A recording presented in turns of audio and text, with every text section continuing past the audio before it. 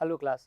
So today we gonna discuss about the advancement and the achievements of the Gupta rulers, right? In the previous we have discussed about the rulers and their rule, right? And now we will discuss about what they have achieved. ठीक है, बात करेंगे बेटा उनके time के रहने वाले जो सोसाइटीज़ थी, लोगों की लाइफ किस तरह की हुआ करती थी. So as we are talking about that they are very advanced in terms of earnings. ठीक है, अगर हम बात करें बेटा तो गुप्तास का जो टाइम पीरियड समझा जाता है, कंसीडर किया जाता है, it is one of the golden age. ठीक है, इंडिया की गोल्डन एज में से कंसीडर किया जाता है.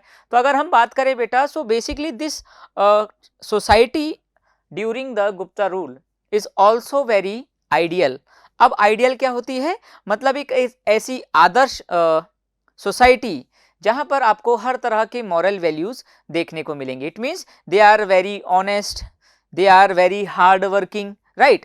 So these are the ideals of our life. तो इनको क्या किया जा रहा था बेटा, यहाँ पर इनको फॉलो किया जा रहा था. फिर बात करें बेटा, most of the people were vegetarian and they are performing their work with honesty. ठीक है, वो अगर हम बात करें उनके फूड के कंज्यूम करने की, तो आप देखोगे कि ज़्यादातर जो लोग थे हिंदुइज़्म को फॉलो कर रहे हैं. ठीक है, और उसके अंदर भी आप देखोगे बेटा कि जब हम हिंदुइज़्म को फॉलो करने की बात करते हैं तो आप देखते हो कि इसके अंदर नॉन वेजिटेरियन फूड्स को थोड़ा सा प्रोहिबिट माना गया है. ठीक है, यानी कि उसको कंज्यूम करने की एडवाइस नहीं की जाती है. ठीक है, बट यहाँ पर सिर्फ जो भी नॉन वेजिटेरियन फूड्स कंज्यूम करने वाले पर्सन थे, दे आर द चांडाल्स. यानी कि जो पर्सन क्या करते हैं बेटा, जब किसी की डेथ हो जाती है तो उनको बर्न करने का काम जिनका भी होता है वो क्या कहलाते हैं बेटा, आपके चांडाल्स. ठीक है, तो जो नॉन वेजिटेरियन फूड था बेटा वो कौन कंज्यूम कर रहे थे, ओनली द चांडाल्स. क्लियर?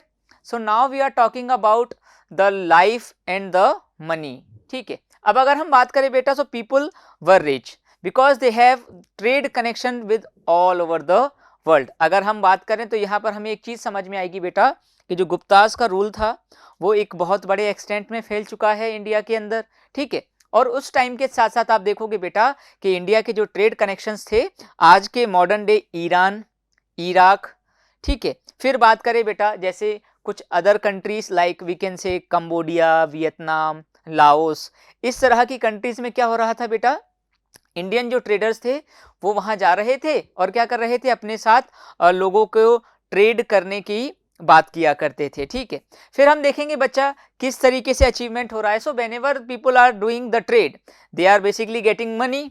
तो जब उनको इतना ज़्यादा ट्रेड हो रहा है, ठीक है, इंडिया के अंदर मिलने वाली जो स्पाइसेस थी, कॉटन था, ठीक है, और टर्टल शेल्स हुआ करते थे, तो ये सारी चीज़ों को क्या किया जाता था बेटा, यहाँ से एक्सपोर्ट किया जाता था बाहर और वहाँ पर इन चीज़ों की काफ़ी ज़्यादा डिमांड हुआ करती थी. ठीक है, फिर बात करेंगे बेटा यहाँ के रिलीजन के बारे में.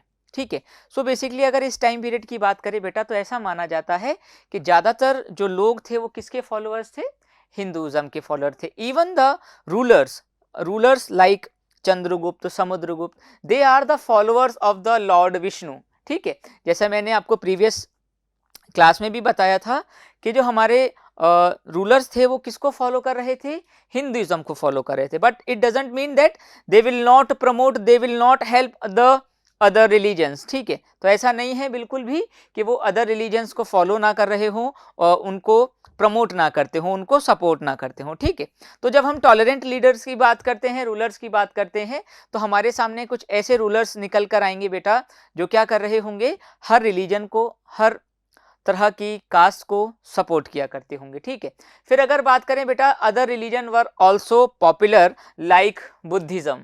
अगर हम बात करें बेटा तो यहाँ पर और कौन से रिलीजन्स पॉपुलर थे बेटा, बुद्धिज्म था, जैनिज्म था. सो बेसिकली ये उस टाइम की अगर हम बात करें तो बिल्कुल नए आइडियाज रहे होंगे जिन के बेसिस पर ये रिलीजन्स बने और इन रिलीजन को क्या किया गया बेटा, प्रमोट किया गया. ठीक है, फिर हम बात करते हैं बेटा, यहाँ पर आते हैं हमारे सामने कुछ advancement in literature, science and technology. ठीक है, अगर लिटरेचर की बात करें बेटा तो आप देखोगे यहाँ पर कई सारे एपिक्स लिखे गए अगर हम बात करें लिटरेचर की फील्ड में. ठीक है, तो जब हम लिटरेचर की फील्ड की बात करते हैं बेटा तो यहाँ पर आपको देखने को मिला अभिज्ञान शकुंतलम. ठीक है, यहाँ पर आपको अभिज्ञान शकुंतलम जैसे एपिक्स को लिखते हुए आप दिखाई दोगे। ठीक है, लोग यहाँ पर क्या कर रहे होंगे बेटा,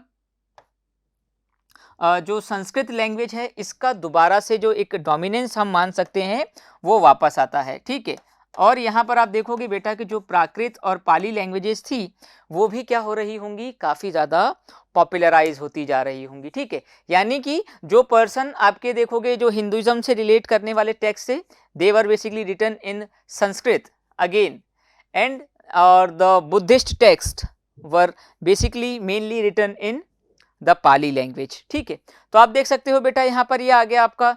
ठीक है, फिर हम बात करेंगे बेटा साइंस एंड टेक्नोलॉजी के जो टाइम पीरियड के अंदर क्या चेंजमेंट आ रहे थे। ठीक है, तो अगर हम बात करें बेटा तो यही एक ऐसा टाइम था जहां पर हमारे पूरे इंडिया के अंदर क्या हो रहा है, चेंजमेंट आ रहा है, न्यू थॉट्स आ रहे थे। ठीक है, we are the only one who has the knowledge of astronomy, यानी कि हम स्पेस के अंदर की कैलकुलेशन कर रहे थे, जो स्टार्स हैं उनके बारे में, उनकी लोकेशन के बारे में हम लोगों को पता था।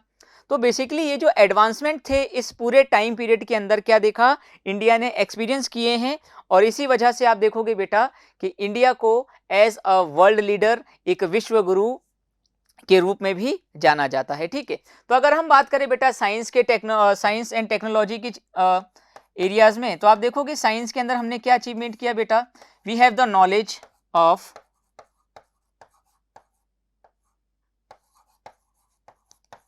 एस्ट्रोनॉमी। ठीक है, we have the knowledge of mathematics, right, and in the field of medical अगर हम बात करें बेटा तो यही एक ऐसा टाइम था जहां पर इंडिया के अंदर कई तरह के न्यू काइंड्स ऑफ मेडिकल्स के बारे में भी बताया गया, जो उसके अंदर चलने वाली नई टेक्नोलॉजीज थी। ठीक है, उस टाइम पर होने वाला जितना भी नॉलेज था वो क्या कर रहा था, हमें एक नए वेज, नए आइडियाज प्रोवाइड कर रहा था। ठीक है, तो हमने यहाँ तक अभी देख लिया बेटा किस तरीके से ये चीज़ें कंप्लीट हो रही थी। ठीक है, एंड अभी हम डिस्कस करेंगे बेटा किस तरीके से यहाँ पर लोगों ने अलग तरीके से अचीवमेंट किया, और उसके बाद हम देखेंगे कि किस तरीके से जो गुप्तास का एक एम्पायर जब डिसइंटीग्रेट होगा तब यहाँ पर इंडिया के अंदर बेसिकली कई तरह की आपके सामने आएंगे फॉरेन से इन्वेडर्स। ठीक है, कुछ ट्राइब्स आएंगी जैसे शकाज आ जाएंगे, हुनाज आ जाएंगे। ठीक है, फिर कुछ टाइम तक यहाँ पर कुशानाज का रूल रहेगा। तो मैंने बताया था आपको कि जब एक एम्पायर बिल्ड हो रहा होता है तो बेसिकली कई सारे छोटी छोटी किंगडम्स हैं वो फॉर्म होती हैं एक सेंट्रलाइज सिस्टम के अंदर और एम्पायर बनता है। और अब हम देखेंगे जब हमारा ये एम्पायर बन गया था तब ये अब क्या होगा, डिसइंटीग्रेट होगा। ठीक है, और जब डिसइंटीग्रेट होगा तो यहाँ पर इसके पीछे का रीजन क्या था कि यहाँ पर जो रूलर्स थे they are not very great like Chandragupta one, Samudragupta and Chandragupta two. ठीक है, so now we will discuss about the growth in the art and architecture. So basically we are in the developing phase and you will see that there are so many new advancement in terms of the architecture. ठीक है, यहाँ पर हम बात करेंगे बेटा तो यहाँ पर अब आपको क्या होगा, आपको स्टोन्स रॉक्स से मिलकर बनते हुए बेटा बड़े बड़े टेम्पल्स, बड़ी बड़ी आइडल्स अब यहाँ पर हमें एक नए एडवांसमेंट के रूप में देखने को मिलेगी। ठीक है, फिर हम बात करें बेटा जो टेम्पल्स का एक कॉरिडोर हुआ करता था, basically now it is becoming grand. ठीक है, धीरे धीरे क्या हो रहा है, अब ये एक्सपेंड होना स्टार्ट कर रहे हैं। ठीक है, तो यहाँ पर आप देखोगे कई नए तरीके से क्या होगा, आपको कुछ नए आइडियाज आएंगे for the temple building techniques. ठीक है, ऐसा ही एक टेक्निक निकल कर आती है बेटा जिसको बोला जाता था शिखर। ठीक है, तो आपने जैसे टेम्पल्स देखे होंगे बेटा, ठीक है, तो हम देखेंगे बेटा कि यहाँ पर जो ऊपर का जो टॉप पार्ट वाला एरियाज है इसको बोला जाता है बेटा शिखर।